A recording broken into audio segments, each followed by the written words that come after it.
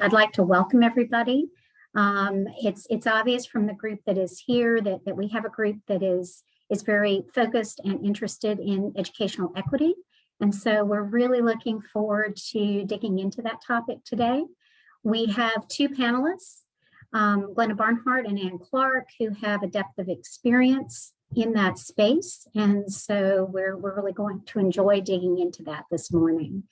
The way things are going to flow today is that we have a couple of key topic areas, and Glenda and Ann are really going to engage in a dialogue.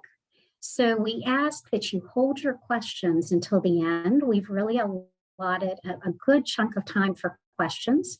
If you have questions that pop up in your mind as we go through the first part of the conversation, go ahead and throw those into the chat, and then we'll be sure that we grab those as we get to the end.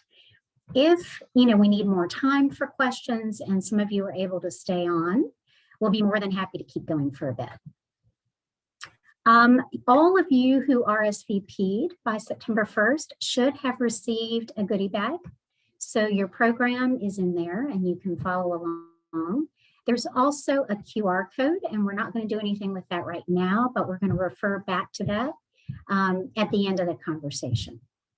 So now I'm going to shift to a couple of technology pieces. Thank you, Zoom.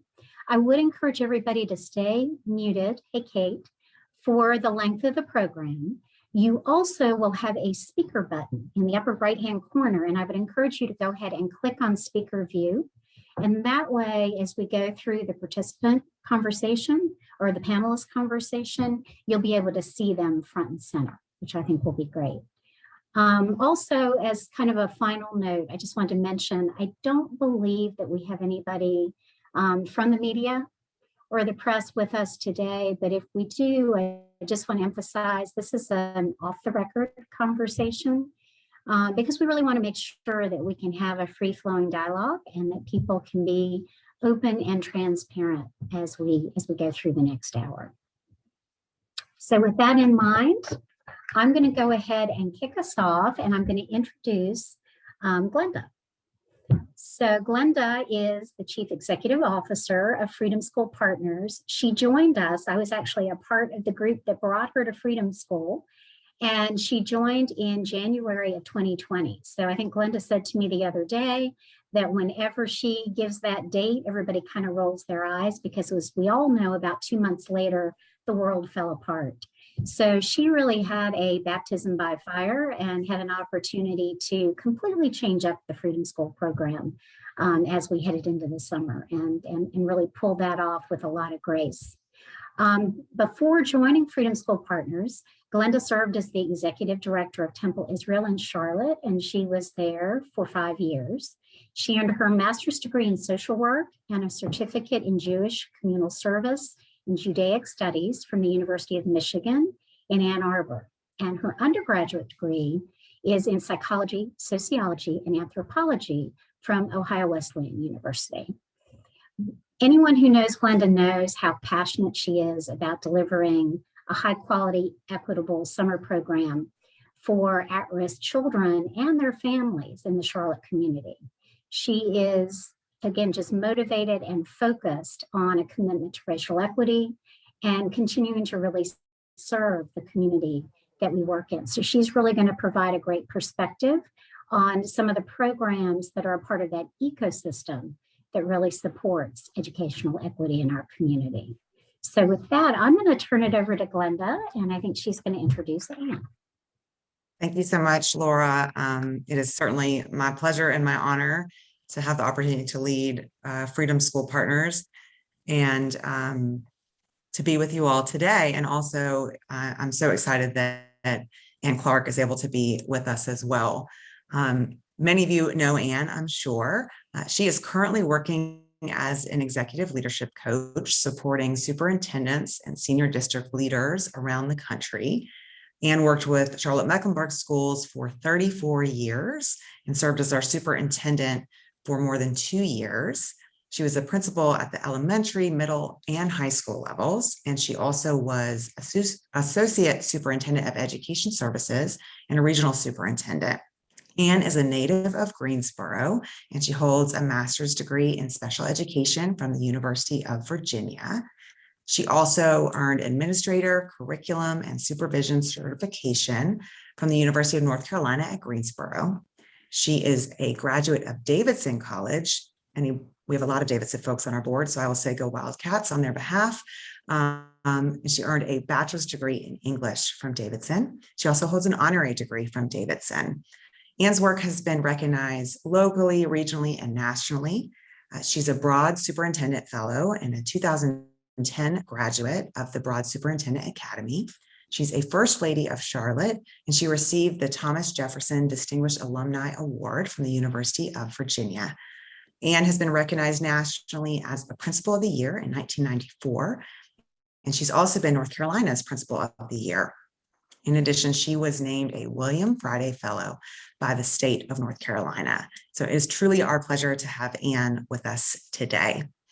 Welcome, Anne. Thanks so much. Looking forward to our conversation, Glenda. So I will get us started. And as I said, this is going to begin as a conversation between Glenda and Anne. Again, I encourage you, as questions pop up in your mind, go ahead and throw them in the chat, and we'll cover all of those as we get to the end. So my first question for you guys is, our first area to focus on is would you guys talk to us a little bit about the current state of public education as you see it across our country, and any trends that you're seeing as you're out there doing your work? Anne, I'd love to kick this one to you first. Sure. As you heard in my introduction, I'm doing executive leadership coaching with superintendents and senior leaders in large urban districts across our country, in probably 23, 24 states right now. So I really have very much a national perspective on what I'm seeing happen in public education. A lot of that obviously has, for the last 16 months, has been how school districts are responding to COVID and a pandemic. And what that leads me to see is leaders struggling with the distractions of COVID. Not that they're not important distractions when it comes to the safety of both staff and students, as well as the larger impact of system employees and students on the overall health and safety of a community. But the core business has not been in the spotlight for the last 18 months. And I think one of the challenges early on was just the continual shifting guidance from the federal level, the state level, the local level, and then you add the additional complexity that most of our districts across the country are governed by school boards, in some cases, a smaller number of districts by the mayor. And obviously that adds an additional layer of complexity that often found districts in conflict with federal, state, local guidance and eventual action by their school board. I think the other thing is that the pandemic has put a brighter light, if you will, on achievement gaps that have been present in public education for decades, quite candidly, and has created a greater sense of urgency around addressing the loss of teaching time. You'll often hear people talk about learning loss. I tend to think that it's really about a loss of high quality teaching time for each and every student, particularly those students with less consistent access to technology and Wi-Fi, which has often meant intermittent learning opportunities for students. But certainly there's been plenty of learning opportunity for our students over the last 18 months, as we've had many opportunities for our students to engage and learn from information about a pandemic and social justice conversations that have been happening at the national as well as local level.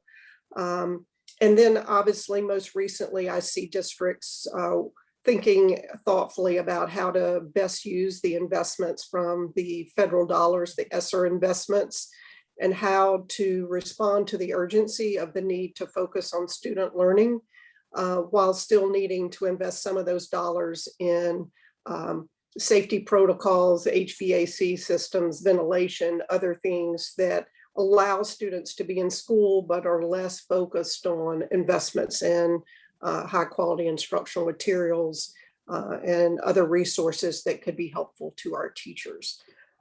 So I'll pause there and invite Glenda to give her perspective as well. Thank you, Anne. I love that you use the words brighter light, because I do think in my notes, and we did not chat in advance specifically, but I was planning and would still like to highlight locally, we're seeing, exactly what you mentioned, right? The last 18 months certainly have shown a light on some of the challenges that Charlotte-Mecklenburg Schools specifically faces, many of which are not of the doing of any of our leadership at our school district level. We have a serious issue in North Carolina with the funding of public education, and CMS, our school leaders, both on the Board of Education side and also at the district leadership level, have been talking for years about habitual underfunding and the concerns related to that. And those really have just blown up, over the last 18 months with COVID as a precipitating factor, really highlighting some of the challenges with facilities. Anne just mentioned HVAC. That has been, I have heard more talk about HVAC and school buildings over the last year and a half. And that may not be the funnest thing to talk about, but that was one of the largest factors that was really hindering our school district's ability to get children back in classrooms. Just the resources and really looking at aging, in some cases, crumbling buildings, where resources were going, where money is or isn't coming. This is all obviously connected to educational equity. And the digital divide was front and center last year with the quick switch really to the need to do virtual learning, and teachers and school administrators working overtime and giving it their all. But with the challenge of connectivity, it really created a significant challenge. And there was a community-wide effort, I'm sure you are all aware of it, also through the CMS Foundation to raise funds to get students what they needed. But again, all of this is it's looking in the rear view. It's how do we catch up? So also connected to this that we see all the time here at CMS, teacher pay continues to be an issue that impacts, educational equity, student-teacher ratios, and all these, again, have just been exacerbated by COVID-19.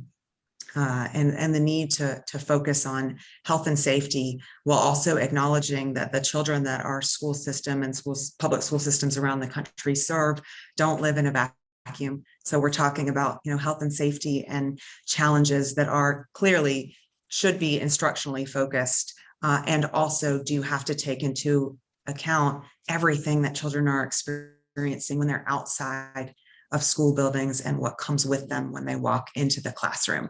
So I think those are things that we're seeing very clearly here in the 170 different schools that make up Charlotte-Mecklenburg schools, really just with that spotlight, especially because of COVID-19.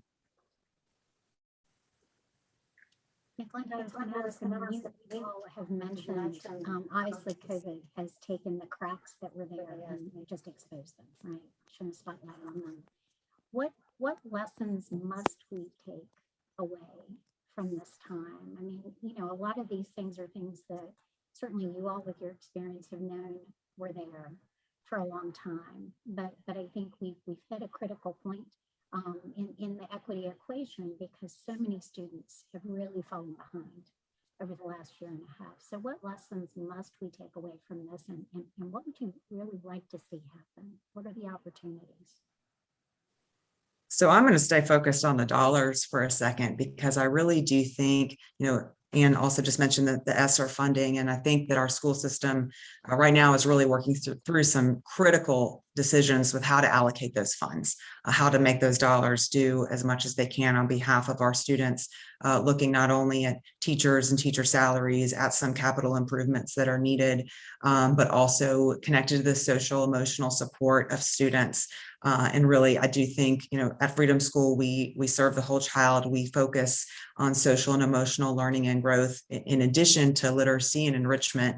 And that, that SEL learning is really critical. And right now, the understaffing at individual school levels with counselors, social workers, even nurses, to be able to support the health and mental health needs of our students is something that I do think is critical. I think that is a lesson. I have 3 children today in Charlotte-Mecklenburg schools at the middle and elementary school levels. And so I really saw a shift. I think it was already happening and then was accelerated, that focus on social emotional learning as a critical learning component in addition to academic subjects, and saw that kind of happening and developing in real time. I think that's a lesson that we need to keep. That's not something that's crisis specific, that's everyday specific. And so acknowledging that type of learning and education and safe spaces beyond traditional things like, sex ed and puberty and social media, like that we really need to trust our teachers and those spaces to delve a little more deeply into those topics as well. I also think, we all locally watched some pretty nasty stuff play out between Mecklenburg County and our school system a couple months ago with funding. And so this idea of carrot and stick and accountability, I think absolutely we as citizens of Charlotte-Mecklenburg should be holding our school system and our school leaders accountable for results. And also we should be advocating on their behalf so that they have the tools and resources in order to achieve results. And certainly also acknowledging that doesn't happen with a magic button. And it's not immediate. These are challenges. I just participated, and if any of you didn't see it, it's been recorded. The Levine Museum of the New South did a really wonderful panel discussion a couple weeks ago because of the anniversary of the Swan case, and talking about kind of some challenges that were addressed locally at that time and some that weren't quite addressed, and where we are and compared to that time. None of this is new. So I think that it really does require, and I think we did see this some last year. I'm going to ignore the yucky stuff, but some coming together and surrounding the desire to surround students and those in need, specifically in our community, with our support. I think that's a lesson we need to keep as we move forward.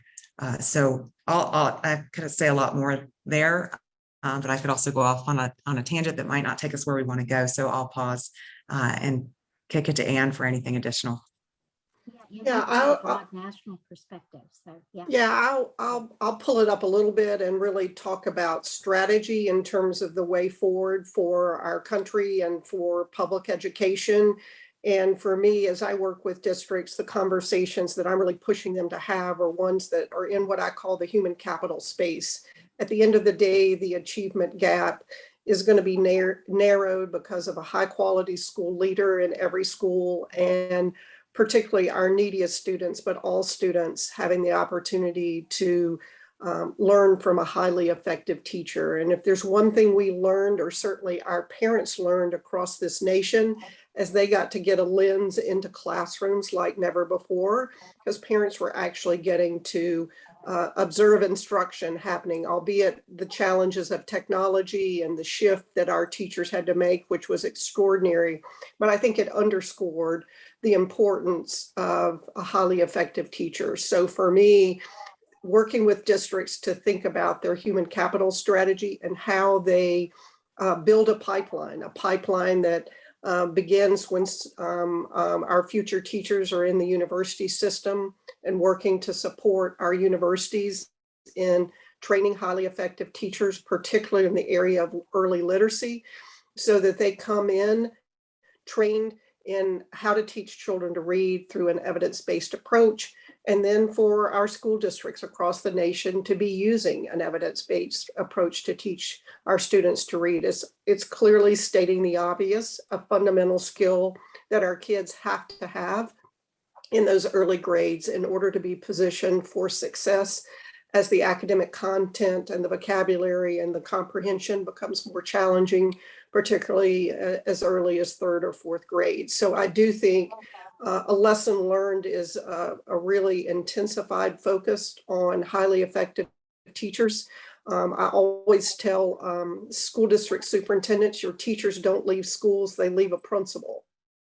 So focusing in as well on a highly effective school leader, the combination of those two. I mean, we all know the magic happens in the classroom between a teacher and a student, but a highly effective teacher is not going to stay in a school with an ineffective school leader. So a lot of my work is in the strategy space about those long-term investments that need to be made, and the ESSER dollars create that opportunity for districts to think about building the capacity of their teachers, making investments in high quality instructional materials.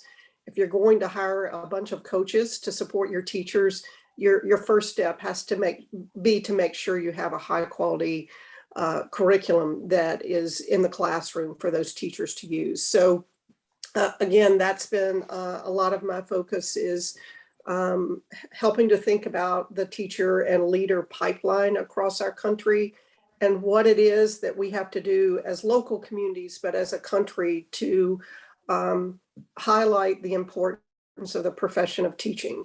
I imagine if I did a quick poll here on this call and any of you who have school-age children, your child came home and said they want to be a teacher, I truly wonder what you might say either in your head or out loud in terms of your child wanting to be a teacher. And that's the worry I see working with districts across the country is our teacher pipeline, which obviously our public education depends on it. And it depends on people making that choice and being well prepared to be highly effective. So that for me has been reinforced. I already believed in human capital as the strategy, but I think the pandemic has underscored the importance and the opportunity that's in front of public education right now with a tremendous infusion of federal dollars.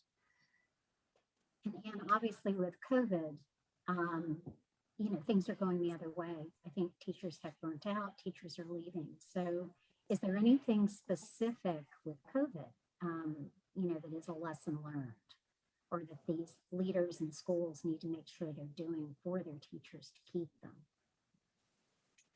Well, I think Glenda talked about social emotional learning, but I spend a lot of time talking with superintendents as recently as last week in California about the need to be attuned to the social emotional needs of adults. We've all had our own personal experience with COVID, whether that's a loss of a family member, the challenges of children at home learning, job challenges with moving to remote. All of us have had to make pivots, which is obviously one of our new favorite verbs in the country because it has required so many of us to make adjustments and shifts. But I do think making sure that school districts are attuned to the social emotional needs of adults in order to ensure those individuals are prepared to support our students. So for me, that's a big part of it. And I think it's about valuing the profession of teaching and highlighting that as school districts and appealing to communities to support in highlighting the teaching profession. Thank you. Glenda, anything you want to add to that? I will only add, I will go back to very directly say, and pay them. I mean, I think, again, Anne, your point, how people would react upon hearing their children say they were going to be a teacher. I think amongst the first concerns would be, well, you're not going to make a good living. Again, you have to have a specific type of heart and desire to be a teacher. Often teachers and nonprofit professionals are put in similar categories, but it does not mean that you have to be a martyr. It doesn't mean that there should be some expectation that, you will give and give and give and get nothing in return. beyond what you're filled up with because of the joy of having an impact. So I think that has been more highlighted. We've got some political candidates that are talking more about teacher salaries as well. I think that that's important, but I do think that really is a critical factor as well. I'll tell you a positive thing, just feeding off what Anne said, just related to social emotional. I watched one of my personal home schools, the school leader last year, really bent over backwards because many of the teachers, elementary schools, so many of the teachers are women, younger women with children at home. And so just working through how to make sure their children were cared for and supervised and had opportunities for learning so that they could be in the classroom, and really just the creativity with team teaching to acknowledge something that I think all of us have talked about and hopefully benefited. A silver lining of COVID is, this talk of folks about bringing their whole selves to work and acknowledging that, there might be a child in the background or a dog that's barking or whatever, because we're humans. And, that I do hope in all spaces, but also in education, as it just as it relates to how we relate to one another, how we relate to the individuals who are teaching our children and leading our schools and leading our school system, that we're humans and we have things happening in the background. And also, I hope, we're not seeing this as much, but I hope that we will continue to learn about how powerful it is when you assume good intent, and that everyone really is working hard on behalf of whatever the common goal is. I think that matters. One more thing just about the future and trends, and I think big challenges as it comes to educational equity, specifically in public education, because this is a focus of what we do also at Freedom School. Anne mentioned the teacher pipeline. I'll just take that one step further and say specifically the pipeline as it relates to men and women of color. That is specifically men of color in the teaching field, but that's critical. Young people having the opportunity to see themselves in the person that is leading their classroom, I think is critically important. And again, that's an intentional part of what we do at Freedom School is recruiting college students who are men and women of color to be leaders in our classrooms, so that hopefully our scholars can look at them and say, oh, what they do is really great. I want to do that. I didn't know I could do that, or I want to explore that. So I think the pipeline really needs to be broad as we think about who are our teachers and who do we want to be our teachers, and then how do we encourage them and how do we motivate them to pursue that path in their futures. Thank you, Glenda. I think that's a really natural segue into sort of that next topic area we wanted to talk about, and that's summer learning.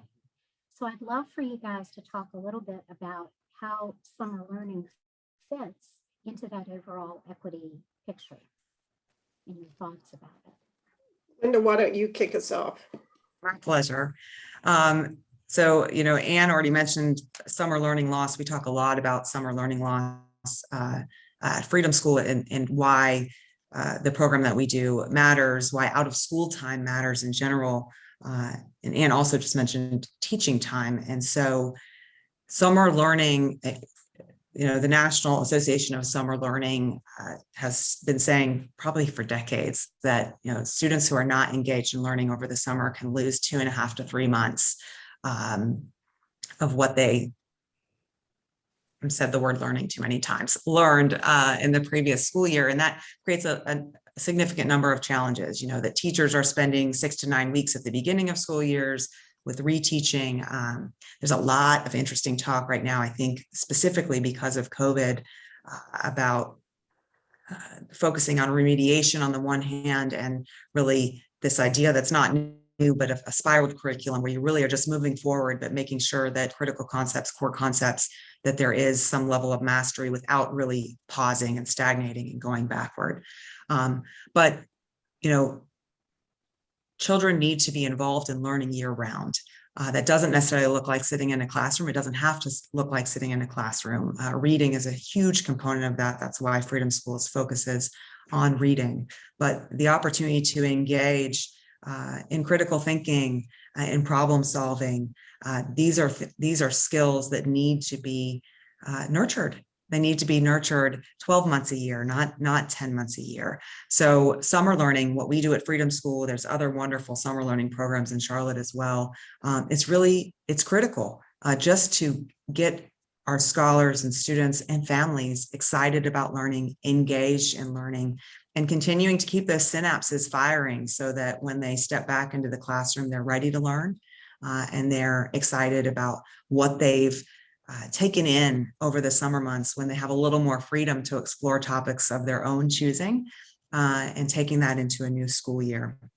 So it's critical. I could name statistics, and the only one I will name, because I want to go back to what Anne said at the beginning. I'm sure many of you also have seen the pretty scary data that's just come out. The Observer just published an article about end of grade scores from last year. And how reading proficiency levels have dipped pretty significantly from the 18-19 school year, because we had some challenges with some data with the onset of COVID. And, Frank Barnes was quoted in the paper of saying, the achievement gap hasn't widened, but the ceiling has lowered, and that's what we need to be worried about.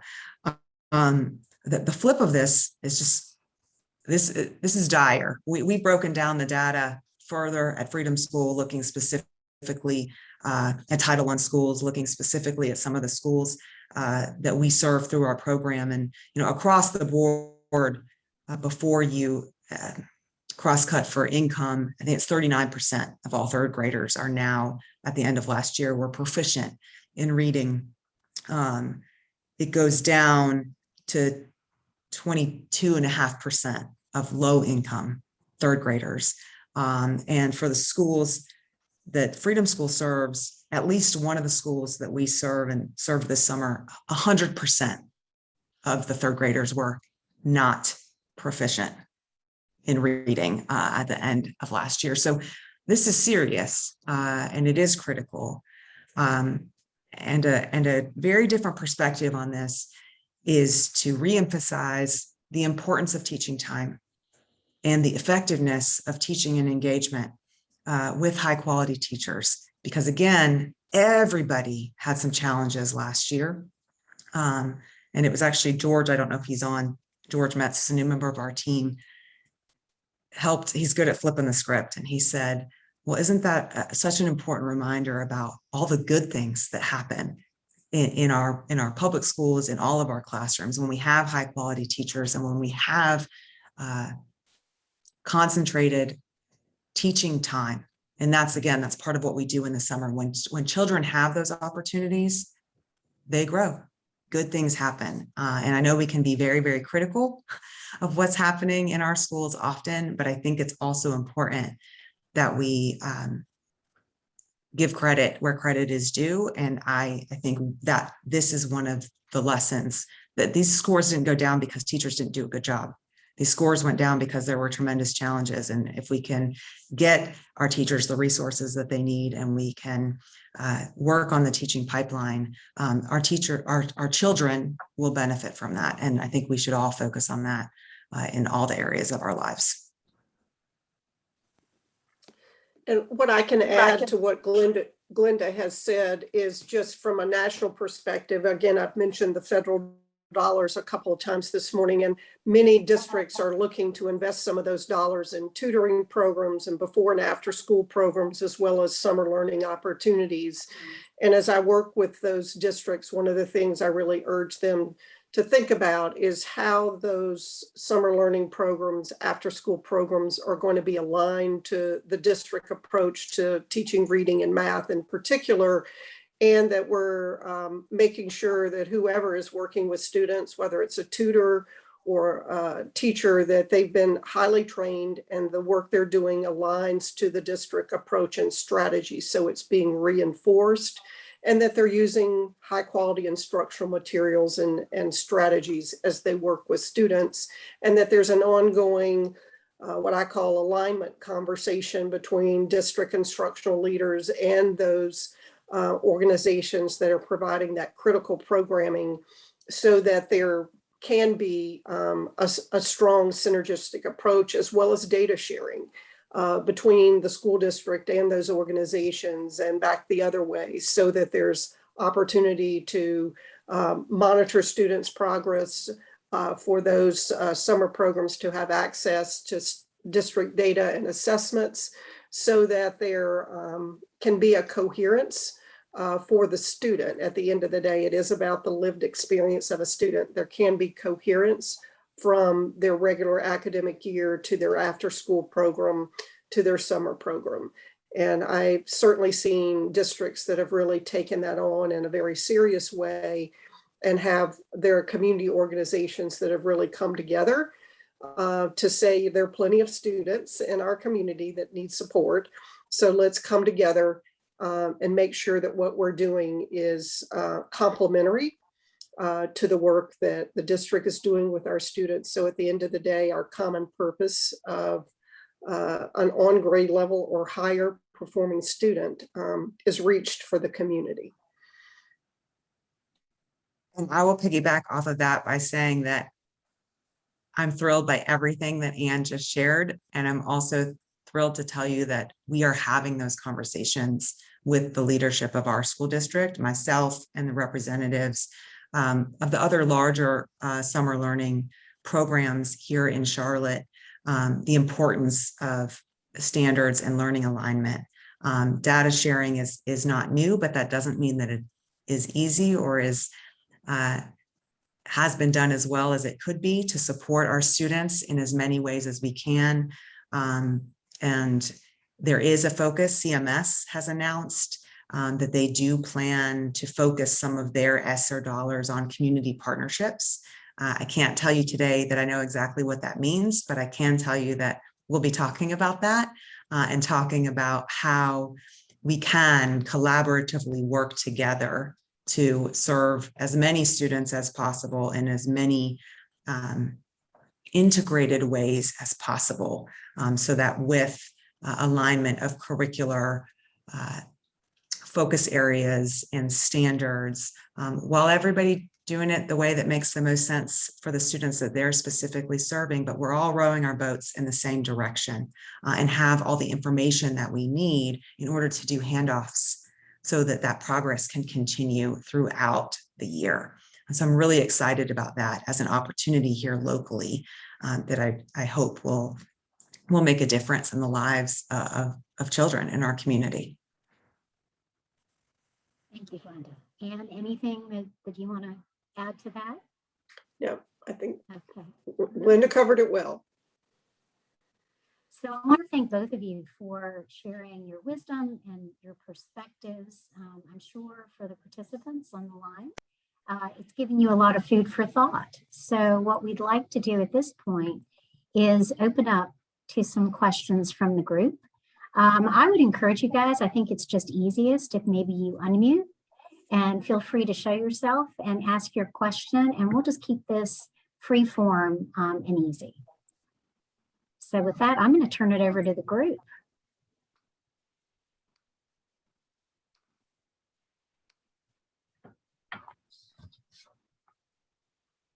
Any questions?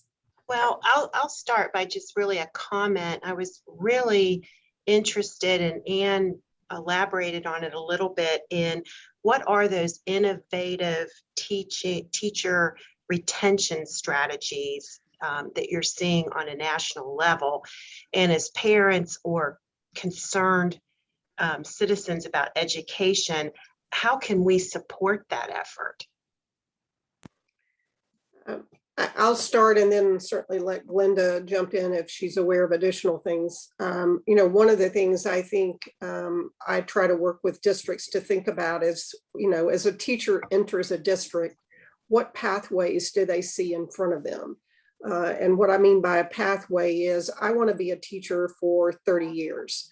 I know that's really what I'm called and want to do, but I also want to have an opportunity to grow. So what are the opportunities for me to remain a teacher, be a teacher leader, be a mentor teacher, go for my national board certification, all of which come with additional compensation. A second pathway might be, I want to stay in the schoolhouse, but I want to step out of the classroom and support other teachers, provide professional learning, side-by-side coaching with teachers in the classroom, support beginning teachers. Again, comes with additional compensation, but allows those highly effective teachers to stay close to students and even closer to teachers in terms of providing support. And then a third pathway might be moving into an assistant principal or a principal position, again, with additional training opportunities and also additional compensation.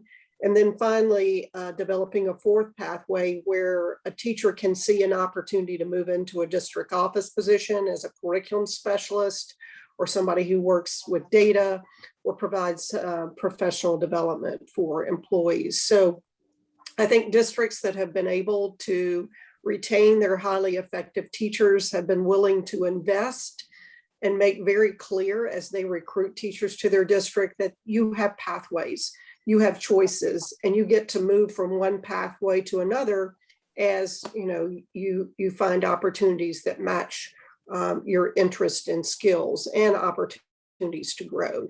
And I think that's one of the things that has been challenging for the teaching profession is oftentimes teachers don't see choices. I mean, in a large urban district, you can have 20, 30,000 teachers, and there might only be 200 schools. So that's 200 principals. So not everybody, all 30,000 are not going to necessarily be a principal or assistant principal. So what are those additional opportunities for teachers to grow, which we all want to do in a profession, but also to address the compensation issues that Glenda has highlighted. So for me, Kim, that's one of the things I've seen districts do is really invest in a pathways program where teachers see those choices and opportunities that they can make strategic decisions about where they want to go in their professional journey. Thank you. The only thing I would add, because Kim, you mentioned what can you as parents do, because obviously I concur with everything that Ann said, is to help advocate for those opportunities and just bring them up, even at the individual school level, school leadership teams, what's going on with teachers and opportunities for professional development. And then beyond that, depending on the answer and depending on your individual comfort level, advocating for that or bringing that up at the Board of Education level. Again, much of it comes down to budgeting, both financially and also time. So how are these things being prioritized in our district to create these opportunities, both from a time and funding perspective? Thank you. I would just add, parents have to validate the choice of teaching as a profession. I think our whole nation has had the opportunity to see our nurses and our teachers on the front line for the last 18 months, but they've been on the front line for many, many decades. And so I do think there's an opportunity locally in this community to affirm the profession of teaching, support those that have already made the choice, but also support future teachers. And yes, there are opportunities to advocate for increased compensation and benefits and many of the things that Glenda has already highlighted. But I think we can't continue to just expect that there are going to be enough teachers. If there's anything I've learned in the last, particularly 4 months, is the struggles that districts are having like never before to fill vacancies for teachers, as well as for non-certified positions that are also critical. With the minimum wage not being sufficient to attract people. I mean, raise your hand if you would be excited about getting on a bus and turning your back on 50 kids and driving through the streets of Charlotte. I dare say few of you have raised your hand. I can't see everyone, but my point is, we have to affirm the profession, both with compensation, but also with just validation out loud. about the importance of the profession, and there are individual things parents can do. But I always worry about our Title I schools. While parents can certainly appreciate their teacher, often there are not the extended opportunities to support those teachers as there might be in schools where high levels of poverty are not present. And I have to piggyback off that, and then I'm going to call on LaDaine so she can put her hand down.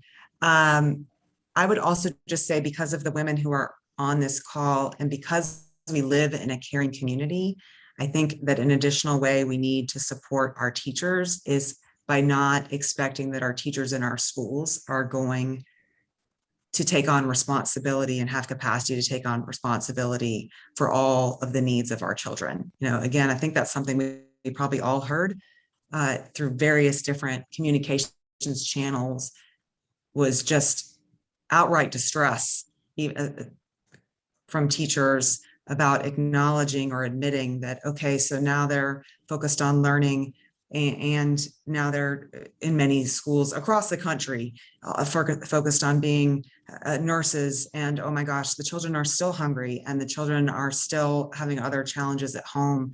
And so, you know, as the leader of a nonprofit in a community with such a wonderful complement of nonprofit organizations, we also have to step up as a community and support children and families, because that also supports teachers and hopefully lessens the burden that is being placed on our teachers and on our schools to care for our community. We need to step up and step in, both in the public and private sectors, to support our children and acknowledge that that shows up in the classroom as well, and impacts our teachers wanting to continue doing what they're doing. Anne mentioned distractions earlier. You know, they're there to teach, and of course they have little humans that have lots and lots of needs, but we need to give them the opportunity to focus on their primary purpose.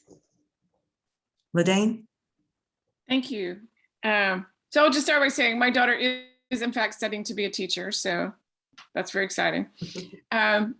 So my question is, I serve on a couple different committees that are working on things, and one of the questions we're always asking is, who's doing this well?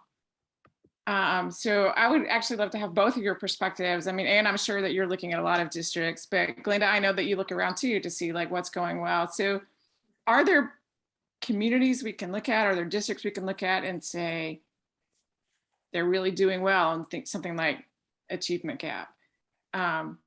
So that's it. Who's doing it well, and what can we learn from them?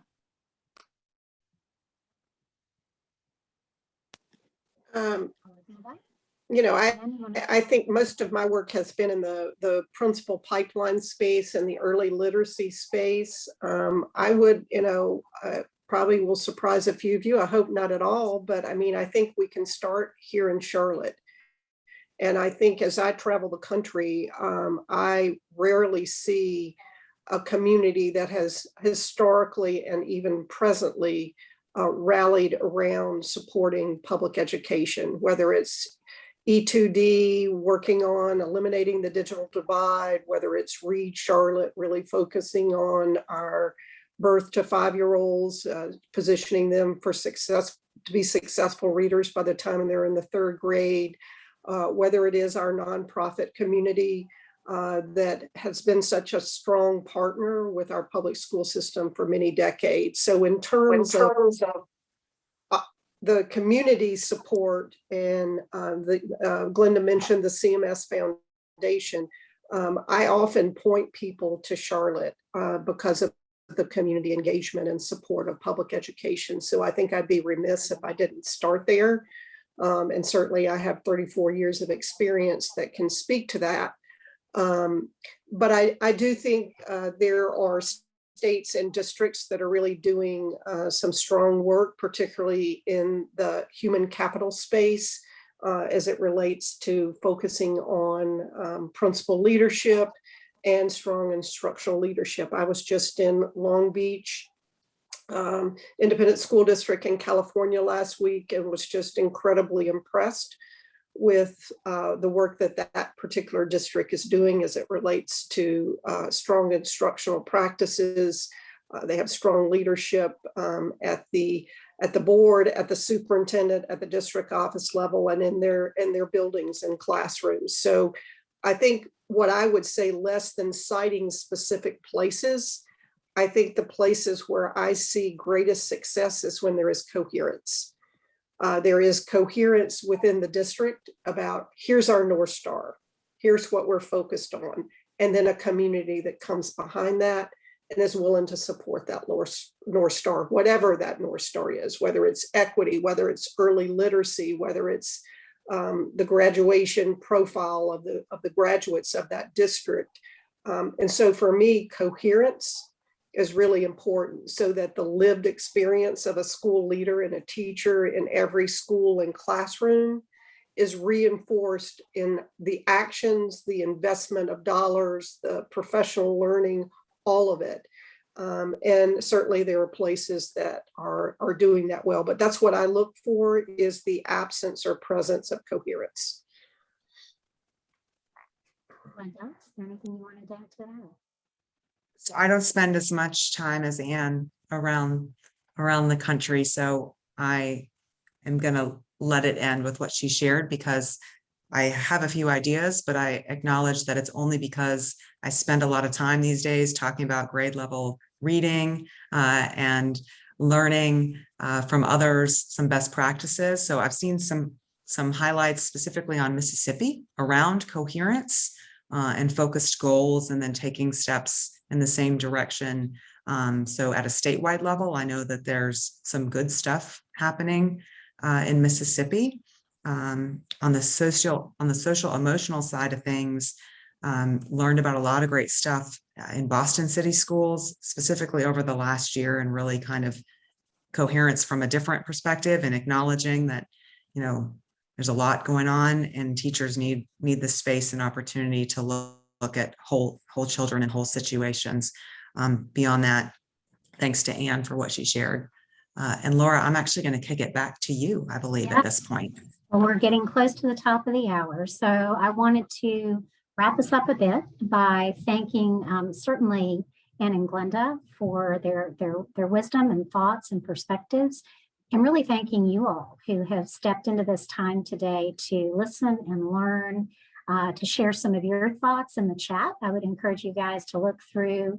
I think there's some suggestions there around opportunities to plug in, and some other words of wisdom. I would say too that, you know, if you guys are moved to share your time, talent, and wisdom in some way, you know, definitely think about a local opportunity. Think about Freedom School for sure. I think you've learned a little bit about the work that that organization is doing here in the community. And so I told you I would mention that QC code, or the QR code. Is it a QR, QC? QR. QR at the end. But if you are interested and moved to getting more involved specifically in some of the work that Freedom School is doing in the community, I encourage you, we're going to put a link in the chat that you can click on to learn more about Freedom School, and also go to that code and it will give you some instructions. So we just want to thank everybody for being here. I'm going to turn it back to Glenda, I think, for some final thank yous and wrap ups. And I think my thought out of all of this is that we need to continue this conversation. So Glenda? I thought we were turning it over to Kim, and her mic is unmuted, so I don't know if that's happening or not, but I'm giving Kim the opportunity before I close it out. Well, I just wanted to say on behalf of Jennifer Green, it's been a pleasure to work with her on creating this event, and can't thank Anne enough for her time, and Glenda for doing this. And I think we have more to look forward to. Thank you. And I see Juanita waving at me with a lot of vigor. So I'm going to kick it to her. I just want to say this was wonderful. I so appreciate that this conversation was put on the table for us, and hopefully it's launched us to be able to continue to have these conversations. I think there's two areas that we didn't mention that I think the general public has a lot of influence around, and that is the relationship of the corporate community with public education. Because if we're talking about social mobility, if we're not linking this to where corporations are, those who will employ our populations, our students, then we're not focused on the future. And I remember when I first moved to Charlotte 8 years ago, I actually attended the meeting where Ann talked about the state of the Charlotte Public Schools. And I was shocked that in this huge auditorium, there were no representatives from the companies. And I was surprised because in Boston, the Boston PIC, the Private Industry Council, is critical in terms of its relationship with the public school. The other is school boards. If we're not focused on who we're electing to school boards, because I think fiscal responsibility, of course, is important, but you can't pit it against children learning and getting what they need to learn. So those two areas, let's get the public engaged around those two areas. If you're not doing it with the schools, at least get the corporations and the right kind of people on the school boards. But great job, Ann and Glenda. I'm so proud to be connected to this event. Well, thank you so much, Juanita. I love it when Juanita gets fired up. Good things only happen when that happens. So I think that's a wonderful way to close today. I just want to once again thank all of you for joining us, to echo that this certainly wasn't meant to be and isn't the end of anything. Hopefully this is getting all of your wheels moving and thinking about additional ways that you can plug in to our community. Certainly here at Freedom School, we welcome you to plug into our programming and to our community involvement in any way that you may be moved to do so, either through volunteering, through one of our site partnerships, and also through donating. All of those are valuable and appreciated. And certainly my door is always open if you would like to learn more about the work that we do throughout our community, specifically in the summer, but it is a year-long endeavor. So we are always working and always moving forward on behalf of the students and families in our community. So once again, thank you. Special thank you to Laura for being a wonderful moderator today. We really appreciate you joining us. And just thanks to all of you for your time. Hope you have a great day. Thank you all. Let's continue the conversation. Thanks. Thank you so much. It's been a great conversation, and thank you for the leadership that you all have shared. Thanks for being with us, Barb.